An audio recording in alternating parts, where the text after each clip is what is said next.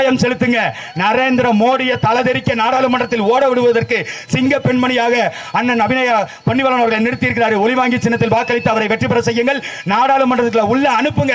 நாடாளுமன்றத்தில் தமிழர்களுக்கான உரிமை குறித்து கேள்வி கேட்க வேண்டிய எத்தனையோ சிக்கல்கள் இருக்கு.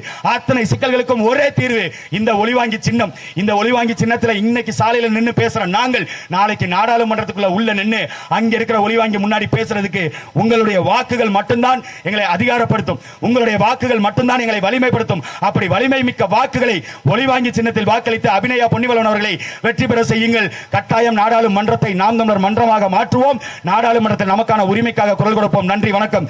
நாம் தமிழர், நாமே தமிழர். அடுத்ததாக தமிழ் இனத்தின் ஒற்றை நம்பிக்கை அண்ணன் செந்தமிழன் சீமான் அவர்கள் உங்களோடு.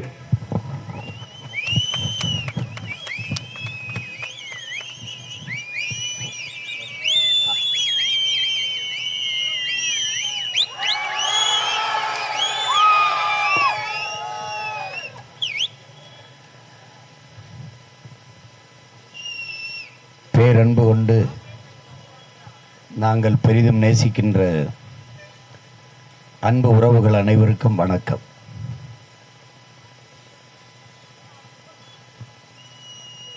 அடிப்படை அமைப்பு அரசியல் மாற்றம், இது மாற்றத்திற்கான எளிய மக்களின் புரட்சி என்ற முழக்கத்தை முன்வைத்து புதிய ஒரு தேசம் செய்வோம், மக்கள் புரட்சியால் அதை உறுதி செய்வோம் என்ற நோக்கத்தோடு இந்த களத்திலே தேர்தலை சந்திக்கிறோம். உங்கள் பிள்ளைகள் நாங்கள்.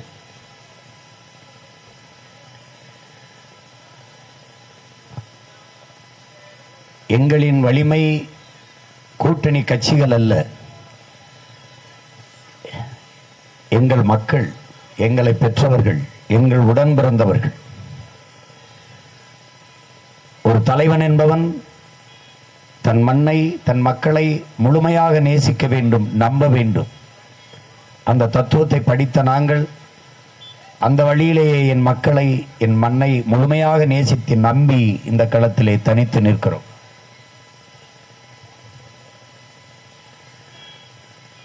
நாங்கள் என் அன்பு மக்களே அரசியல் செய்ய வந்தது பதவிக்காக அல்ல, என் மக்களின் உதவிக்காக, பணத்திற்காக வந்தவன் அல்ல. நாங்கள் பிறந்த பெருமைமிக்க இனத்திற்காக வந்தவர்கள். எம் மக்களை வைத்து பிழைக்க வந்தவர்கள் அல்ல, எம் மக்களுக்காக உழைக்க வந்தவர்கள் நாங்கள். உரிமை இழந்து, உணர்வை இழந்து அடிமையாக வாழ்கிற எனது அன்பு மக்கள், தாய் நிலத்திலேயே அதிகாரமற்ற அடிமையாக வாழ்கிற மக்கள். நாம் அடிமையாக வாழ்வதே அருமையான சுதந்திரம் என்று கருதி கொண்டிருக்கிற எனது மக்கள். ஏழ்மை வறுமையிலே ஆண்டி தவிக்கும், அழுந்தி கிடக்கும் எனது அன்பு மக்கள். இந்த நிலையெல்லாம் மாற்ற வேண்டும் என்று நினைக்கிறோம். எங்கிருந்து வந்தோம்? அவர்களிடமிருந்தே வந்தோம். அந்த துயரந்தோய்ந்த வாழ்க்கையிலிருந்தே நாங்கள் வந்தோம். அவர்களுடைய கவலை கண்ணீரை துடைக்க வேண்டும் என்றே நாங்கள் இந்த களத்திற்கு வந்தோம். மாற்றம் என்பது ஒன்று சொல்லாக இருக்கக்கூடாது, அது செயலாக இருக்க வேண்டும் என்ற எண்ணத்தில் இந்த களத்திற்கு வந்தோம். கற்ற கல்வி என் மண்ணுக்கு மக்களுக்கும் பயன்பட வேண்டும் என்கிற நோக்கத்தோடு வந்தோம். 50,000 ஆண்டுகளுக்கு மூத்த ஒரு இனத்தின் மக்கள், எங்கள் மொழி உலகின் முதன் மொழி, அது சிதைந்து அழிந்து போனது. அதை மீட்க காக்க இந்த அதிகாரம் எந்த முயற்சியும் செய்யவில்லை. மொழி சிதைந்து அழிந்து போனால் ஒரு இனம் அழிந்து போகும் என்ற வரலாற்று புரிதல் கூட இந்த ஆட்சியாளர்களுக்கு இல்லை. முகம் சிதைந்து போனால் இறந்த பிணத்தை எப்படி அடையாளம் காட்ட முடியாதோ, அப்படி மொழி சிதைந்து அழிந்து போனால் அந்த இனம் அடையாளமற்று போகும். எங்களுடைய கலை இலக்கிய பண்பாடு, எங்களுடைய வரலாறு, எங்களுடைய வழிபாடு, எங்களுடைய தொன்று தொட்ட வேளாண் முறை எல்லாமே இங்கே அழித்து வீழ்த்தப்பட்டிருக்கிறது. இவற்றையெல்லாம் மீட்க காக்க வேண்டும், மறு கட்டமைப்பு செய்ய வேண்டும் என்கிற நோக்கத்தோடு வந்த பிள்ளைகள் தான் உங்கள் பிள்ளைகள். எல்லோரும் எங்கு பார்த்தாலும் லஞ்சம், எங்கு பார்த்தாலும் ஊழல் என்று புலம்புகிறோம். ஆனால் அதை தடுத்து நிறுத்துவது யார்? அதுக்கு முற்றுப்புள்ளி வைக்கப் போவது யார்? இது புலம்பிக் கொண்டிருக்கிற காலம் அல்ல, போராடி பெற வேண்டிய காலம். இழந்துவிட்ட உரிமைகளை பிச்சை கேட்டு பெற முடியாது, போராடித்தான் பெற்றாக வேண்டும் என்கிறார் அண்ணல் அம்பேத்கர் அவர்கள். அந்த அடிப்படையில் இழந்துவிட்ட உரிமைகளை போராடி பெறுவதற்கு கச்சத்தீவில் நமக்குள்ள உரிமை, நம் சொத்தை எடுத்து இலங்கைக்கு தாரை வார்த்து கொடுத்தது இந்த காங்கிரஸ் கட்சி, அதன் ஆட்சி. காவிரி நதிநீர் உரிமையை, நமக்கு உரிய நதிநீரை பங்கிட்டு பெற்றுத்தர முடியாத கட்சிகள் இந்த கட்சிகள் தான். இந்த காங்கிரஸ், பிஜேபி, இந்த அதிமுக, திமுக, இந்த கட்சிகள் தான். என் அன்பு மக்களே, காங்கிரஸ் பாரதிய ஜனதா இந்திய கட்சியா இல்ல மாநில கட்சியா? இந்திய இறையாண்மை, தேச ஒருமைப்பாடெல்லாம் பேசும். ஆனால் கர்நாடகா என்று வந்துவிட்டால் அது மாநில கட்சியாக மாறிவிடும். தமிழ்நாட்டுக்கு உரிய தண்ணீரை தர முடியாது என்று சொல்லும். அவர்களுடைய நீர்வளம் அவர்களுக்கே என்றால் நம்முடைய நிலத்தின் வளமும் நமக்குத்தானே. அப்ப நெய்வேலி பழுப்பு நிலக்கரி மின்சாரத்தை நான் யாருக்கும் தர முடியாது என்றால் எங்கே இருக்கும் தேசிய ஒருமைப்பாடு? எங்கே இருக்கும் இறையாண்மை? முல்லை பெரியாற்றில் நதிநீர், அந்த நீர் கேரளத்து மக்களுக்கு மட்டும்தான், தமிழ்நாட்டுக்கு தர முடியாது என்றால் அங்கே ஆளுகிற கட்சிகள் யார்? காங்கிரஸ், கம்யூனிஸ்ட். எங்கே இருக்கிறது பொது உடைமை? எங்கே இருக்கிறது தேச ஒற்றுமை, தேசப்பற்று? இந்தியம் பேச வேண்டியது, இந்திய இறையாண்மை பேச வேண்டியது, தேசப்பற்று பேச வேண்டியது. அந்த மாநிலம் என்று வரும்போது அற்ப வாக்குக்காக, தேர்தல் வெற்றிக்காக தமிழ் தேசியனத்தின் உரிமையை பறிகொடுத்து விட்டு அந்த மாநில மக்களின் நலனுக்காக நிற்கிற கட்சிகள் எப்படி இந்திய கட்சிகளாகும், தேசிய கட்சியாகும்? எப்படி இறையாண்மையை மதிக்கிற கட்சி, தேச ஒற்றுமையை போற்றுகிற கட்சியாக எப்படி ஆகும்? தமிழர்களுக்கு ஒரு சொட்டு தண்ணி தர முடியாது என்று சொன்ன கட்சியோடு ஏன் திமுக கூட்டு வைத்து சீட்டு கொடுக்க வேண்டும்? ஒரு சொட்டு தண்ணி இல்லை, ஒரு ஓட்டு உனக்கு இல்லை என்று மானத்தமிழ் மக்கள் முடிவெடுக்க வேண்டுமா வேண்டாமா? ஏன் உங்களுக்கு அந்த கோபம், அந்த ஆத்திரம் வர மறுக்கிறது? இதே மாதிரி மற்ற மாநிலங்களுக்குள்ள உரிமையை நாம் தடுத்தால் அவர்கள் எவ்வளவு ஒற்றுமையாக இருந்து நம்மை வீழ்த்துவார்கள். யோசித்து பாருங்கள் என் உடன் பிறந்தவர்களே, என் அருமை பெற்றோர்களே, சிந்தித்து பாருங்கள். நாம் எல்லாவற்றையும், மானம், சூடு எல்லாம் இழந்து, எல்லாவற்றையும் மறந்து, என்ன செய்தாலும் சகித்து கொண்டு அவர்களுக்கே திருப்பி திருப்பி ஓட்டை போட்டு அதிகாரத்தை கொடுப்பதால் தான் நமது உரிமைகள் பறிபோகிறது. அதை மீட்க வேண்டும், காக்க வேண்டும்ங்கிற எண்ணம் அவர்களுக்கு வர மறுக்கிறது. இதான் உண்மை. ஒரு தடவை வீழ்த்தி பாருங்கள். தமிழ்நாட்டுக்குள் போய் ஓட்டு வாங்க வேண்டும் என்றால் அவருடைய உரிமையை காப்பாற்ற வேண்டும், அவருடைய உணர்வை மதிக்க வேண்டும் என்ற எண்ணம் அவர்களுக்கு வரும். ஆந்திர காட்டுக்களை சுட்டு போட்டு இறந்தபோது செம்மரக்கட்டையை வெட்ட வந்தோம் என்று பழி சுமத்தி சுட்டார்கள். செம்மரக்கட்டையை வெட்டும்போது பிடித்தார்களா? வெட்டும்போது பார்த்தது அதற்கு சான்று உண்டா? இல்லை. எங்கேயோ ஒரு இடத்துல கொண்டு மரக்கட்டையிலும் நம்பர், மனித செத்து கிடக்கிற மனிதன் காலிலும் நம்பர். ஒரு மரக்கட்டைக்கு இருக்கிற ஒரு மதிப்பு மான தமிழ் பிள்ளைகளுக்கு இல்லையா? மான தமிழ் மக்களுக்கு இல்லையா? எந்த அரசு கண்டித்தது? அன்னைக்கு நாட்டை ஆண்டு கொண்டிருந்த ஐயா நரேந்திர மோடி அவர்கள் ஒரு வருத்த செய்தியாக வெளியிட்டது உண்டா? 840 மீனவனுக்கு மேலே இந்திய கடலுக்குள் சுட்டுக் கொல்லப்பட்டிருக்கானே, செத்து விழுந்திருக்கிறார்களே, அங்கே பாதுகாப்பு பணியை செய்கிறோம் என்று இந்திய கடற்படை ராணுவம் நிற்கிறதே, உன் நாட்டின் தன்னாட்டு மீனவனை இலங்கை நாட்டு ராணுவம் சுடும்போது தடுத்து காத்தது என்ற செய்தியை நீங்கள் படித்ததுண்டா?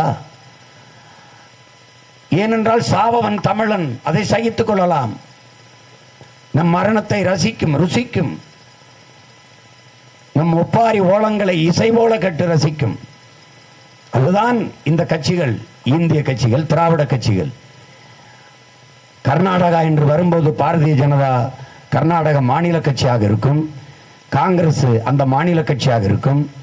இங்கே இருக்கிற மாநில கட்சி திமுக இந்தியாவை காப்பாற்ற வாருங்கள் என்று கூப்பிடும். இந்தியாவை காப்பாற்றி கல்வி உரிமை, கல்வி மாநில உரிமை, அது எப்படி மத்திய அரசு கிட்ட போச்சு?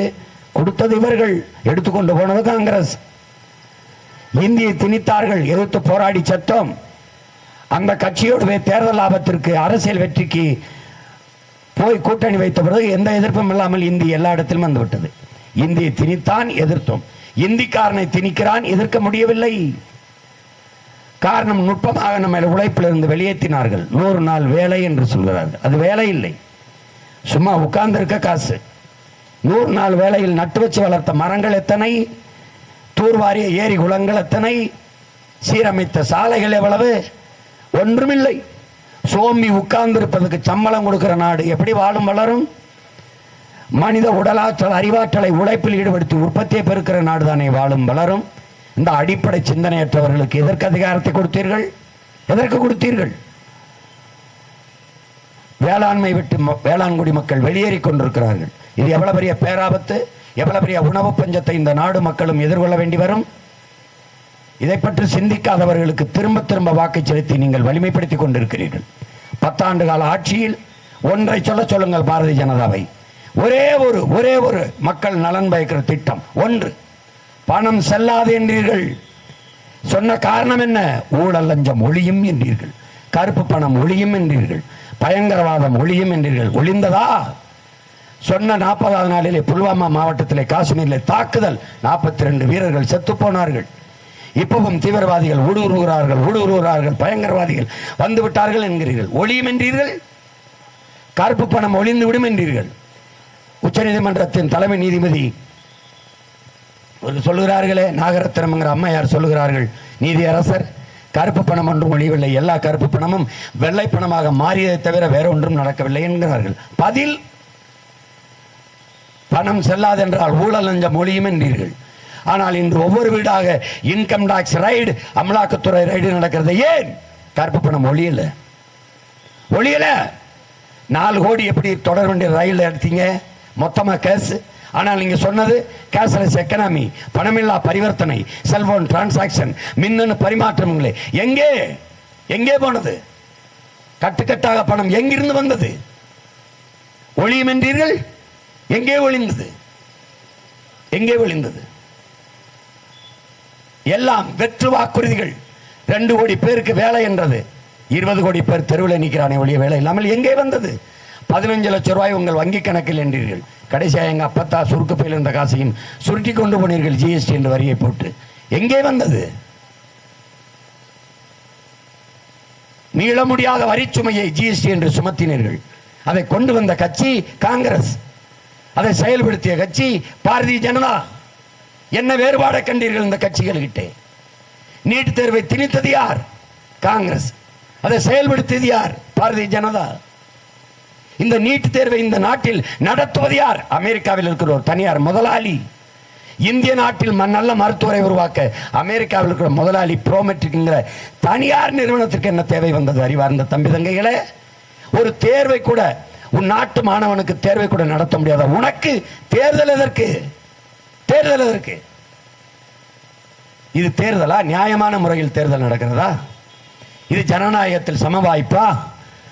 75 ஆண்டுகளாக ஒரு சின்னத்தை வைத்திருக்கிற கட்சி உதயசூரியன், 60 ஆண்டுகளாக ஒரு சின்னத்தை வைத்திருக்கிற ஒரு கட்சி ஏடிஎம்கே ரெட்டல, அந்த காலத்திலிருந்து நாட்டின் தேசிய மலர் தாமரையை வச்சிருக்கிற ஒரு கட்சி பாரதிய ஜனதா, கை சின்னம் என்று பல ஆண்டுகளாக ஒரு சின்னத்தை வைத்திருக்கிற கட்சி. நேற்று எனக்கு சின்னத்தை கொடுத்து இந்த கட்சிகளோடு போட்டியிடு சீமான் என்றால் எங்கே ஜனநாயகம், எங்கே சம வாய்ப்பு?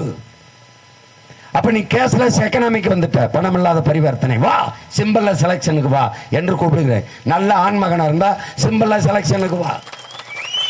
சிம்பிள் செலக்ஷன்னா அமெரிக்கா போல எண்முறைக்கு வா, நம்பருக்கு வா. எனக்கு 101, அவனுக்கு 201, அவனுக்கு 301. ஒவ்வொரு தேளுக்கு நம்பரை கொடு, என்ன கொடு. படிக்காதவன் என்ன செய்வான்? படிக்காதவனுக்கு படிக்க வைக்காம என்ன பண்ணிட்டு இருந்தா? 75 ஆண்டுகள் என்ன பண்ண? 1-2 கூட படிக்க வைக்காம என்னடா பண்ண? புடிங்கிட்டு இருந்தியா? என்ன பண்ண நீ? என்ன பண்ண? படிக்காதவன் தெரியுதுலடா. அப்ப எப்படி அவனுக்கு நல்ல தலைவனை தேர்வு செய்ய தெரியும்? எப்படி தெரியும்? சரி, சின்ன முறை இருக்கணும். வா, ஒவ்வொரு தேர்தலுக்கும் புதுசா எல்லாருக்கும் சின்னத்தை கொடு. எனக்கு மைக்க கொடுத்துருக்கடா, அவனுக்கு அண்டாவை கொடுறா, அவனுக்கு குண்டாவை கொடுறா, அவனுக்கு மண்வெட்டியை கொடுறா, அவனுக்கு கோடாரியை கொடுறா, அவனுக்கு கடப்பாறையை கொடுறா. வாடா மோதுவான். ஜனநாயகம் சம வாய்ப்பு. அப்ப சொல்றான் நான் பெரிய கட்சி சின்ன கட்சி, வாடா மோதுவான். இல்ல 75 ஆண்டு எல்லா அரசு நலத்திட்டத்திலையும் அரிசி கொடுத்தா பையில உதயசீரி இருக்கும், இங்க அரிசி கொடுத்தா அந்த பையில ரெட்டால இருக்கும். நாங்க அப்ப ஒரு தூய ஆற்றல், ஜனநாயகத்தில் ஒரு புதிய ஆற்றல், ஒரு புரட்சிகர மாறுதலுக்கு வரும்போது எளிய பிள்ளைகள் குறவழியை பிடிக்கிறது, தலையை பிடிச்சி அழுத்துறது, காலை பிடிச்சி இழுக்கிறது. எப்படா வரும் ஜனநாயகம்? எப்படி வரும் மாற்றம்? எப்படி வரும்? கொளுத்த பணம். என் அன்பு மக்களை, உங்கள் மனச்சான்றை தொட்டு சொல்லுங்க. ஓட்டுக்கு காசு கொடுக்காமல் உங்கள் பிள்ளைகளை, எங்களை இந்த கட்சி தோற்கடித்து காட்ட முடியுமா என்று நீங்க சொல்லுங்க பார்ப்போம். என்ன நேர்மை பேசுற, என்ன நீ நிர்வாகம் பேசுற, என்ன சத்தியம் பேசுற, உண்மை பேசுற? என்ன அறிவார்ந்த என் மக்கள் சிந்திக்கணும். நீங்க நோட்டை வாங்கிட்டு ஓட்ட வைக்கிறீங்க, அவன் அந்த ஓட்டை வாங்கிட்டு நாட்டை விற்கிறான். என் அன்பு சகோதரர் பிரகாஷ்ராஜ் சொன்னார், மோடி டிவித்தார் என்பதை நம்புகிற என் நாட்டு மக்கள் மோடி இப்போது நாட்டை விற்கிறார் என்பதை நம்ப மறுக்கிறார்கள் என்று. துயரைந்தோர்ந்த வார்த்தை, உண்மையான வார்த்தை. அருந்ததி ராய்ங்கிற அம்மா சமூக செயற்பாட்டாளர், அவர்கள் சொல்லுகிறார்கள், என் அன்பு மக்களே, 2 பேர் இந்திய நாட்டை விற்கிறார்கள், 2 பேர் இந்திய நாட்டை வாங்குகிறார்கள். விற்கிற 2 பேர் மோடி அமித்ஷா, வாங்குற 2 பேர் அதானி அம்பானி. 4 பேருமே குஜராத்தி, 4 பேருமே குஜராத்தி. கொடுமை. எங்கள் அருமை தோழர் கோவன் தான் பாடுகிறார், கேக்கை வெட்டி சாப்பிட்டால் அது பர்த்டே பார்ட்டி, கோழியை வெட்டி சாப்பிட்டால், கோழியை வெட்டி தின்றால் அது சிக்கன் பார்ட்டி, ஆட்டை வெட்டி தின்றால் அது மட்டன் பார்ட்டி, நாட்டையே கூறு போட்டு தின்றால் அது பிஜேபி, பாரதிய ஜனதா பார்ட்டி என்கிற. என்ன வச்சிருக்கிறீர்கள்? என்ன வைத்திருக்கிறீர்கள்? அறிவார்ந்த தமிழ் சமூக மக்களே, என்ன வைத்திருக்கிறீர்கள்? கல்வி இருக்கா? எஜுகேஷன் ஒன்ட்ட இருக்கா?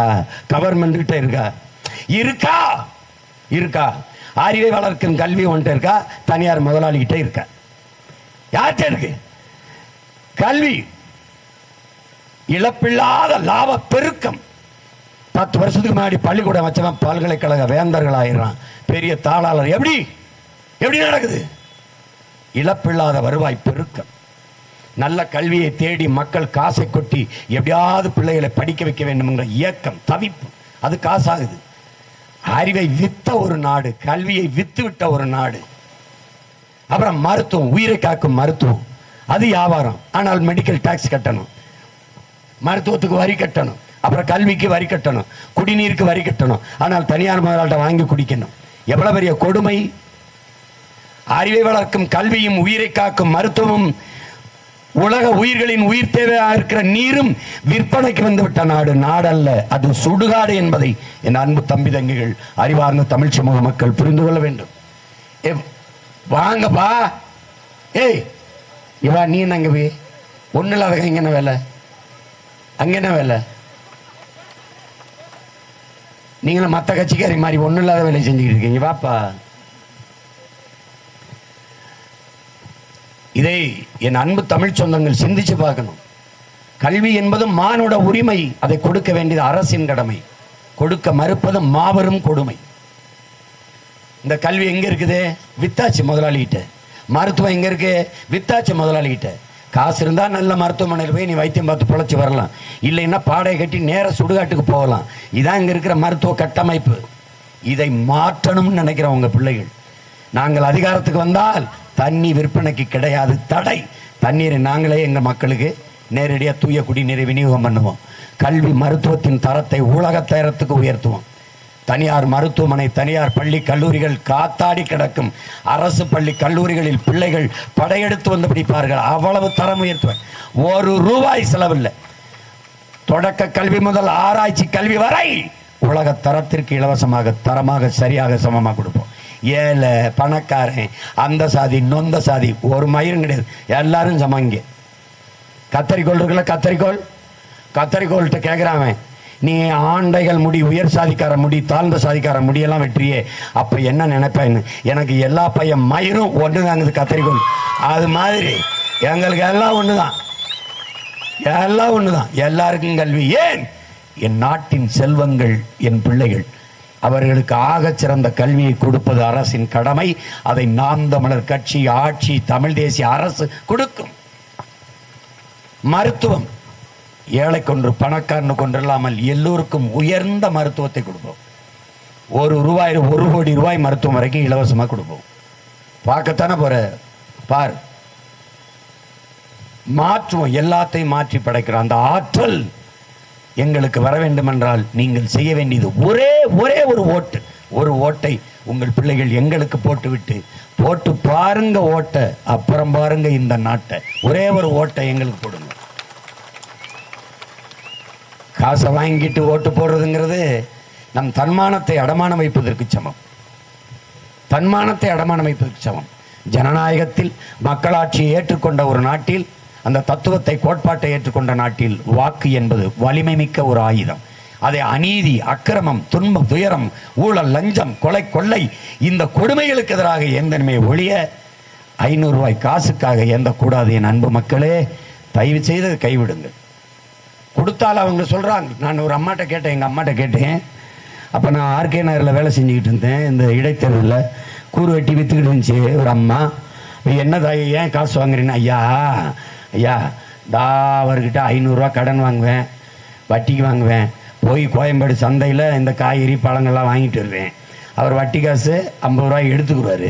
450 ரூபா கொடுப்பாரு. அதில் வாங்கிட்டு வந்து இந்த கூறு கட்டி விற்று இதில் எனக்கு 50 ரூபா கிடைக்கும்யா. காசை கட்டிட்டு 50 ரூபா வீட்டுக்கு எடுத்துகிட்டு போய்தாயா நாங்கள் குடும்பத்தில் அரிசி பருப்பு காய்கறி வாங்கி சாப்பிட்டோம்யா. ஆனால் திடீர்னு நம்ம வீட்டில் 5 ஓட்டுயா. ஓட்டுக்கு 500 ரூபா கொடுத்தா 2500 ரூபா வந்துடுது இல்லையா? அப்போ மனசு தன்னை அறியாமல் கையேந்திருதியா. 50 ரூபா சம்பாதிக்கிற ஒரு நாளைக்கு ஒரே நாளில் ஒரு மனுஷன் 2500 ரூபா கொடுக்குறான். கையேந்திரையா. காரணம் வறுமை. இன்னொரு தருமம் இருக்கு. ஒரு அம்மாடே வீடு சீமா யார் காசு? நம்ம காசு. எந்த பய வந்தாலும் எதையும் செய்ய போறதில்ல, இதையாவது கொடுத்துட்டு போகட்டும்ங்கிறாங்க. இன்னொரு ஏப்பா காசு வாங்கிட்டா மாற்றி போடக்கூடாது. கையேந்தி காசு வாங்கிட்டான், உனக்கு போடுறோம்னு வேற வார்த்தை கொடுத்துட்டோம், மாற முடியாதுல்லன்னு. நீங்கள் கொடுத்த வார்த்தையை மீறக்கூடாதுன்னு நினைக்கிறீங்க. அவன் ஒவ்வொரு தருதலுக்கும் கொடுத்த வார்த்தையை மீறிக்கொண்டே இருக்கான். அவன் மட்டும் மீறாமல் இருந்திருந்தான்னா நம்மையே அப்படி முச்சந்தில்னு கத்திக்கிட்டு இருக்கோம். நீங்கள் ரெட்டலைக்கு போட்டிய, உதயசூரியனுக்கு போட்டிய, கைக்கு போட்டிய, தாமரைக்கு போட்டிய, உங்கள் பிள்ளைகளை தூக்கி நடு ரோட்டில் போட்டிய. இந்த வேகாத வெயிலில் நானும் என் தங்கச்சி இருந்து கத்திட்டு கிடக்குறேன், நீங்களும் நின்று கட்டிக்கிட்டு. அப்புறம் மாற்றம்னா எப்படி வரும்? இது ஏன் நாங்கள் 2 பேரும் கத்திக்கிட்டு இருக்கோம்? எங்களுக்கு பின்னாடி வர்ற எங்கள் பிள்ளைங்க, என் தம்பி தங்கச்சியை இப்படி முச்சந்தியில் நின்றக்கூடாதுங்கிறதுக்காக கத்துறோம். அவங்க வாழ்க்கையாவது நல்லா படித்து நல்லா வேலைக்கு போய் நல்லா குடிக்க தண்ணி, சுவாசிக்க நல்ல காற்று, எரிக்க தடையில்லாத மின்சாரம், நடக்க நல்ல பாதை, இப்படி ஒரு வாழ்க்கை, இப்படி ஒரு நாட்டை படைக்கணும்னு நினைக்கிறேன். அதுக்கு நீங்கள் என்ன செய்யணும்? ஒன்றும் செய்ய வேணாம். ஒரு ஓட்டை போட்டு வீட்டில் இரு, நாட்டை என்கிட்ட கொடு, மீதியை நான் பார்த்துக்கிறேன். கூட காவிரியில் தண்ணி தர மாட்டேன் ஒரு சொட்டு கன்னடனை சொல்லு பார்ப்போம். எங்க ஐயா வீரப்ப மட்டும் காட்டுக்குள்ள இருந்திருந்தா ஒரு சொட்டு தர முடியாதுன்னா தம்பி, எல்லை தாண்டி மீனவன் வர்றான்னு சொல்லி சிங்களம் சொல்றா தம்பி. கேரளாவிலிருந்து மீனவன் எல்லை தாண்டி போறானா இல்லையா சாமி? போறான் சாமி. ஏன் சாமி அவனை தொடரதில்ல? அவனுக்கு பெத்தவனே அப்பனா இருக்கான் சாமி. எனக்கு 50 வருஷமா மற்றவனே அப்பனா இருக்கான் சாமி. இதுதான் கொடுமை. வந்த மாணவன்ட்டெல்லாம் நாட்டை கொடுத்துட்டு 2-3 சீட்டை கேட்டு இவர் யாரோட போவாரு, இவர் எந்த கட்சியோட கூட்டணி போவாரு, இந்த காரை வச்சிருந்த சொப்பன சுந்தரி இப்ப யார் வச்சிருக்காங்கிற கதையா. கொடுமடா கரும. எந்த நிலையிலும் தடுமாற்றம் இல்லை, கொள்கையில சிறு மாறுதல் இல்லை. காரணம் பிரபாகரனின் பிள்ளைகள். நின்னதான் சொன்னதான். கூட்டமா நிக்கிறதுக்கு வீரத்துக்கு, தனிச்சு நிக்கிறதுக்கு தான் துணிவும் வீரமும் தேவைப்படுது. அதை நீங்க கவனிச்சுக்கணும். எந்த துணிவுல நிக்கிறான் சீமானும் அவன் தம்பி தங்கச்சிகளும்? என் மக்கள் எங்களோட நிப்பாங்கிற துணிவு, நம்பிக்கை தான். என் அன்பு பெற்றோர்களின் அருமை உடன் பிறந்தவர்கள் எங்களுக்கு துணை நிற்பார்கள், தங்களின் வாக்கை எங்களுக்கு செலுத்தி வெல்ல வைப்பார்கள் என்கிற அந்த அசைக்க முடியாத நம்பிக்கை தான். அண்ணல் அம்பேத்கர் சொல்றார் இல்ல, நீ யாருக்கோ வேலை செய்யறங்கிறது என்னத்தை கைவிடுறா, நீ பிறந்த பெருமை மிக்க சமூகத்திற்கு, ஒரு இனத்திற்கு உழைக்கிறோம் என்கிற பெருமிதமும் திமிரும் கொள்ளுடாங்கிறாரு. அந்த பெருமிதத்தின் திமிரோடும் நானே என் தங்கை இந்த களத்தில் நிற்கிறேன். நீ எந்த நோக்கத்தை கொண்டிருக்கிறாயோ அதில் அசைக்க முடியாத நம்பிக்கை கொண்டிரு. இது வெல்லுமா, இது ஜெயிக்குமா, இதெல்லாம் ஆகுறதா, இதெல்லாம் போறதான்னு இந்த எண்ணத்தை கண்ணிய மாதிரி எண்ணத்தை பிடிச்சு எண்ணத்தை அடைச்சு அதை கைவிடு. அசைக்க முடியாத நம்பிக்கை கொண்டிரு. அப்படி அடிமைப்பட்டு கிடக்கிற தமிழ் தேசியத்தின் உரிமை மீட்சி எழுச்சி அதன் விடுதலை என்கிற புனித கனவை அசைக்க முடியாத நம்பிக்கையில் சுமந்து நிற்கிற பிள்ளைகள் உங்கள் பிள்ளைகள். எனவே என் அன்பு மக்கள், எங்களை பாருங்கள். நாங்கள் எடுத்து வைக்கிற முன்வைக்கிற கருத்துக்களை, கோட்பாடுகளை, தத்துவங்களை, சிந்தனைகளை எவ்வளவு அக்கறையாக இந்த மண்ணின் மீதும் மக்களின் மீதும் எடுத்து வைக்கிறோம் என்று பாருங்கள். நீங்கள் எங்களுக்கு செலுத்துகிற வாக்கு ஊழல் லஞ்சத்திற்கு எதிரானது, அடக்குமுறை ஒடுக்குமுறைக்கானது, சாதிய இழிவு தீண்டாமை கொடுமைகளுக்கானது. அதை கவனத்தில் வைத்துக் கொண்டு பெண்ணிய அடிமைத்தனத்திற்கும் பாலியல் வன்கொடுமைக்கும் எதிரானது, மத போதைகளுக்கு எதிரானது. மதம் பேசிக்கொண்டே திரிகிறார்கள், சிலர் சாதி பேசிக்கொண்டே திரிகிறார்கள். சாதி மதமும் எண்ணிரு கண்கள் என்கிறது பாரதிய ஜனதா. உங்கள் பிள்ளைகள் நாங்கள் சமூகத்தின் கொடுமையான புண்கள் என்கிறோம். நாங்கள் அது மானுட ஓர்மையை அழித்து சிதைக்கிற ஒரு கொடிய புண். அது தமிழ் தேசிய நம் ஒன்றுபட முடியாமல் இருக்கிற பெரிய காரணமே சாதி மத பிளவுதான், பிரிவுதான். படையாட்சியை நிறுத்தினா பறையர் போட மாட்டார், பறையரை நிறுத்தினால் படையாட்சி போட மாட்டார், நாடாரை நிறுத்தினால் தேவர் போட மாட்டார், தேவரை நிறுத்தினால் கோணார் போட மாட்டார். எப்படி வரும் தமிழ் இனத்திற்கு அரசியல் வலிமை, அதிகாரம்? எப்படி வரும்? சீமான் வந்தா என்ன சாதி, திருமாவளவன் வந்தா என்ன சாதி, சரத்குமார் வந்தா என்ன சாதி, கார்த்திக் வந்தா என்ன சாதி, ஈஸ்வரன் கொங்கு ஈஸ்வரன் வந்தா என்ன சாதி? இதுல வேற எவனாவது வந்தா அப்படியே தலைமை இருக்கிறது. தமிழன் எவன் வந்தாலும் சாதி பார்க்கிறது. இது ஒரு கொடுமை, இது ஒரு கொடுமை. ஏன் நாங்க தனிச்சு எல்லா தொகுதியிலும் போட்டி போடுறேன்? என் முன்னவர்கள் வந்தவர்கள் சில பகுதி கட்சி, சில தொகுதி கட்சிகளாக இருந்து போனார்கள். அந்த நிலை எங்களுக்கு பின்னாடி வருகிற என் தம்பி தங்கைகளுக்கு, தமிழ் சமூக பிள்ளைகளுக்கு வரக்கூடாதுன்னு நினைக்கிறேன். யார் வந்தாலும் பொது கட்சி ஆயிடுவான், தமிழன் வந்தா சாதி கட்சி மத கட்சி ஆயிடுவான். எப்படி? அப்புறம் எப்படி தமிழ் தேசிய இனத்திற்கு அரசியல் வரும், அதிகார வலிமை வரும்? அப்புறம் எப்படி ஒன்று மொழி வாழும், தமிழ் இனம் வாழும், தமிழர் உரிமை வாழும்? எப்படி வாழும்? உன்னால என்ன செய்ய முடிஞ்சிருச்சு? தருமபுரி கிருஷ்ணன் இன்னும் மலையை வெட்டி கொண்டு வரான் கர்நாடகாவுக்கு. உன்னால என்ன பண்ண முடிஞ்சிச்சு? என்ன செய்ய முடிஞ்சது? வீரப்ப உயிரோடு இருந்தா வெட்டுவானா மலைய? சீமான் அதிகாரம் தொற்றுவானா மலைய? தொற்றுவானா? எனக்கு தெரியும், மழை இல்லை என்றால் என் நிலம் பாலைவனமாயிரும். முல்லையும் குறிஞ்சியும் முறைமையில் திரியின் நல்ல இயல்பிழந்து நிலம் நடுக்குற்று பாலையினம் படிமம் கொள்ளும்னு இளங்கவடிகள் எங்கள் மூதாதை பல நூறு ஆண்டுகளுக்கு முன்னாடி பாடி வச்சுட்டு போயிட்டார். மருங்கு வண்டு சிறந்த ஆர்ப்ப மணிப்பு ஆடை அது பொறுத்து கருங்கையில் கண் விழித்து ஒல்கி நடந்தாய் வாழி காவேரி என்று சிலப்பதிகாரம் பாடுது. காவிரியை பாடு, நான் என் பாட்டேன் சிலப்பதிகாரத்தில் இளங்கவடிய. காவிரியில ஊரு சொட்டு தண்ணியே கங்கை கொண்டோம், கடாரம் கொண்டோம். வரலாறு எங்களுக்கு. காவிரியில கொஞ்சம் தண்ணி கொண்டோம் ஐயா? இல்லை. நான் வந்த பிறகு எங்க தண்ணி தரப்படியா சொல்ல பார்ப்போம், சொல்ல பார்ப்போம். ஒரு சொட்டு அப்படின்னு என்னவோ ஒன்று. தம்பி, என் பெற்றோர்களை, உங்கள் பிள்ளைகளை எங்களை வெல்ல வைங்க. ஊர் எல்லையில குலதெய்வம் அருவாளோடு நின்று காவல் தெரியுமா, கற்பனைசாமி ஐயனார்னு. அப்படி இந்த நாட்டுக்கு மக்களுக்கும் எல்லையில் நின்று பாதுகாக்கிற படை வீரர்களாக நிற்போம். எங்களை தாண்டிதான் நச்ச ஆலைகள் இந்த நிலத்தை, நீரை, காற்றை மாசுபடுத்துகிற, விஷமாக்குகிற ஆலைகள் உள்ள நுழைய முடியும். ஷிப்காடு சரி, அது தொடங்குற ஆள் யாரு? அதுக்குள்ள என்ன வேலை நடக்குது? எங்களுக்கு எத்தனை பேருக்கு வேலை எவனுக்கும் தெரியாது. நீ எப்படி சிம்மான வேலை கொடுப்ப? நிலமும் வளமும் சார்ந்த தொழிற்சாலை, வேலை வாய்ப்பு, வளர்ச்சி. எப்படி? கரும்பு 2000 ஏக்கர்ல கரும்பு வெட்டி சர்க்கரை, வெல்லம், கரும்பு சக்கை, சாப்பிட்ற தட்டு, கரும்புல இருந்து எத்தனால் பெட்ரோல், பிரேசில் இருக்க தொழில்நுட்பம், எத்தனால் பெட்ரோல் தயாரிப்பேன். அங்கேயே கரும்பை வெட்டி கொண்டு அந்த அடுப்புல போடுறதுக்கு படிக்க வந்தவே இல்லை. எத்தனை டன் வெல்லம் காய்ச்சி எடுத்திருக்கு, எவ்வளவு சக்கரை எடுத்திருக்கு, எவ்வளவு சாப்பிட்ற தட்டு தயாரிச்சுக்கு, எண்ணி எடுக்கிறதுக்கு படித்தவன், படித்தவன், படிக்காதவன் அனைவனுக்கும் அரசு வேலை. தட்சாலி வரானார். நான் பாரு என் கத்திரிக்காயை பூச்சி மருந்து இல்லாம, ரசாயன உரம் இல்லாம விளைய வச்சிருக்கேன். இதை காணொலி ஆல்பம், அச்சு ஆல்பமா கொண்டு போய் உலக நாடுகளை சந்தைப்படுத்த படித்த பிள்ளைகள் எல்லாருக்கும் வேலை தரன்ற.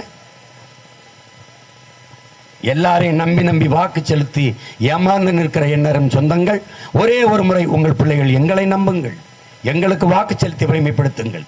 என் 6 உயிர் தங்கை, என் அன்பு தங்கை அபிநயா பொன்னிவளவன் அவர்கள் மருத்துவர், படித்துக் கொண்டிருக்கிறார். தேர்வு காலம் இருக்கிறது. அதையெல்லாம் நிறுத்திவிட்டு வா, நம் மண்ணுக்கு மக்களுக்கும் செய்ய வேண்டிய சேவை இருக்கிறது, அதிகமாக இருக்கிறது என்று இந்த மேல் படிப்பை ஆமா இல்லை மருத்துவம் படிச்சுட்டு இளங்கலை முடிச்சுட்டு முதுகலை படித்து கொண்டிருக்கிற என் தங்கையை அதை விட்டு அந்த தேர்வுக்கு காலங்கள் இருக்கும்போது அதை அப்புறம் படிச்சுக்கலாம், இங்கே வான்னு கூட்டி வந்து நிறுத்திருக்கேன். இன்னும் 2 மாதம் இருக்கு, அந்த 2 மாதத்துக்கு வா, 20 நாள் இந்த மக்களுக்கு பாடுபடுன்னு கூட்டி வந்திருக்கு. அதெல்லாம் படித்து தேர்ச்சி பெற்று போயிடுவா, பெரிய கெட்டிக்காரி. ஆமாம், 400 மீட்டர் ஓட்டப்பந்தயத்தில் தேசிய விளையாட்டு வீராங்கனை, உறுதியான மகள்.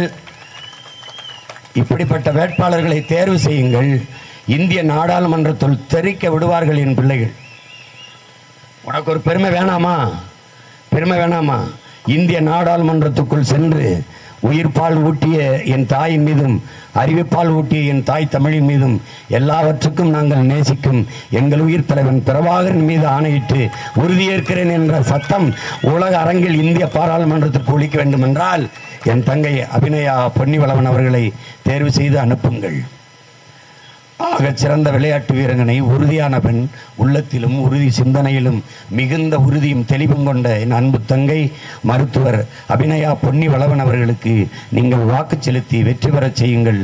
என் உயிர் சொந்தங்களே, உங்களின் சின்னம் மைக்கு மறந்துவிடாமல் ஏப்ரல் 19 நடக்க இருக்கிற அந்த தேர்தலில் வாக்குப்பதிவில் வரிசையிலே என் தங்கையின் வரிசையின் 4 அழுத்தி மைக்கு சின்னத்தில் அழுத்தி அவரை வெற்றி பெற செய்து இந்திய நாடாளுமன்றத்திற்குள் அனுப்புங்கள்.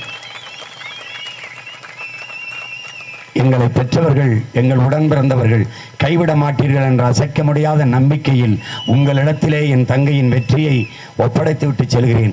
உயர்ந்த கனவை கொண்டிருக்கிற நாங்கள் உழைப்பை தவிர எங்களிடத்தில் ஒன்றுமில்லை. எனவே நீங்கள் 500 1000ற்கு ஓட்டை வைக்கிறீர்கள். 500 1000ற்கு கையை நீட்ட வேண்டிய ஏழ்மை வறுமை நிலையில் இல்லாது என் மக்களின் வாழ்க்கை தரத்தை உயர்த்துவேன் என்கிற உறுதியை உங்களுக்கு தருகிறேன். எனவே என் அன்பு சொந்தங்கள், அறிவார்ந்த தமிழ்குடி பெருமக்கள், என் அன்பு தங்கை அபிநயா பொன்னிவளவன் அவர்களை வெற்றி பெற செய்து இந்திய நாடாளுமன்றத்திற்குள் அனுப்புங்கள். புரட்சி எப்போதும் வெல்லும். உங்கள் பிள்ளைகள் எங்களின் வெற்றி அதை சொல்லும். எங்களின் இலக்கு ஒன்றுதான், இனத்தின் விடுதலை. இனம் ஒன்றாவோம், இலக்கை வென்றாவோம். தமிழ் தாய் வாழ்க, தலைவர் பிரபாகரன் வாழ்க. நாம் தமிழர்.